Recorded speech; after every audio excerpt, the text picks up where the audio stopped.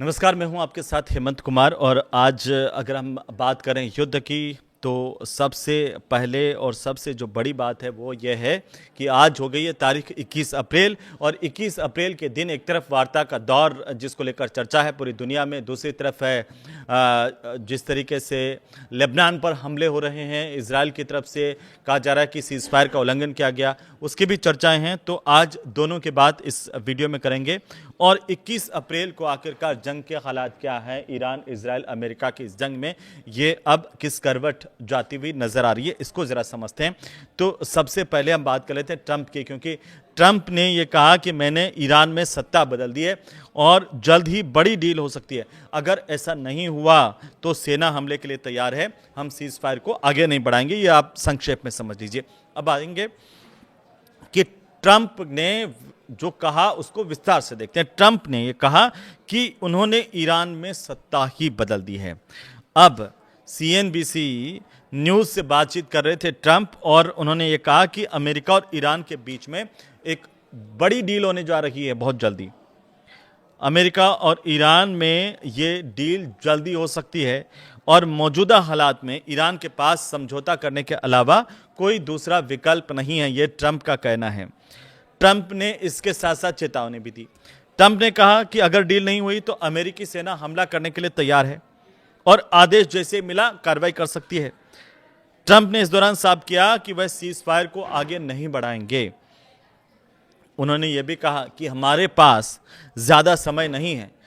Trump ने कहा कि सीज फायर के दौरान अमेरिका ने जो अपनी सैन्य ताकत बढ़ाई है, उन्होंने कहा कि हमारे पास बहुत ज्यादा गोला बारूद है और हमने इस समय का इस्तेमाल तैयारी में किया है। ये ट्रंप का बयान है। दूसरी तरफ जो अमेरिका के उपराष्ट्रपति है जेडी वेंस, अमेरिका के उपराष्ट्रपति जेडी वेंस जो है, उनको लेकर के ये कयास, उनको लेकर ये चर्चाएं कि जेडी वेंस इस्लामाबाद पहुंचने वाले हैं, रवाना हो रहे हैं। और वेंस के साथ जो विशेष दूत है अमेरिका के स्टीव विटकॉफ, और साथ ही डोनाल्ड ट्रंप के जो दामाद है जेरेड कुशनर, वे भी पाकिस्तान जाने वाले हैं। पिछले 24 घंटों की बड़ी 3 अपडेट की अगर हम बात कर लें तो वो ये है कि हॉर्मुज स्ट्रेट, जहां पर लगातार तालाबंदी नजर आ रही है, और हॉर्मुज स्ट्रेट से सिर्फ 16 जहाज गुजरे हैं 21 अप्रैल के 24 घंटे के भीतर की बात बता रहा हूं। सिर्फ 16 जहाज गुजरे हैं। और जो मरीन ट्रैफिक डेटा है उसके मुताबिक सोमवार को 9 जहाज हॉर्मुज में दाखिल हुए थे, जिनमें से 2 तो है ईरानी झंडे वाले जहाज थे। इनमें से एक तेल का टैंकर था और 7 जहाज इससे लेकर के बाहर निकले, जिनमें एक ईरानी कार्गो जहाज भी शामिल था। अब आते हैं लेबनान और इजराइल की बातचीत कहां तक पहुंची, या इसे लेकर के जो कयास लग रहे थे उसका क्या हुआ। क्योंकि इजराइल और लेबनान के बीच में अब बातचीत का जो दूसरा दौर है वो 23 अप्रैल को तय किया गया है। तो 21 अप्रैल की तारीख को जब हम ये वीडियो बना रहे हैं उसके ठीक 2 दिन बाद ये कहा जा रहा है कि इजराइल और लेबनान के बीच में बातचीत का दूसरा दौर शुरू हो जाएगा। इससे पहले क्या हो रहा है, इससे पहले 16 अप्रैल को दोनों देशों के बीच में बातचीत हुई थी, जिसमें दोनों देशों ने 10 दिन तक सीज फायर को लेकर के सहमति बनाई थी। लेकिन ईरान ने यह आरोप लगाया कि जो सीज फायर की शर्तें थी वो सिर्फ कागजों तक सिमट करके रह गई और इनको तोड़ा गया। ईरानी जहाज भी सीज करने की जानकारी सामने आई इस 24 घंटे में। वो ये कि अमेरिका ने हॉर्मुज स्ट्रेट से गुजरने की कोशिश कर रहे एक टुस्का नाम का जो एक जहाज था ईरान का, उसे पकड़ लिया।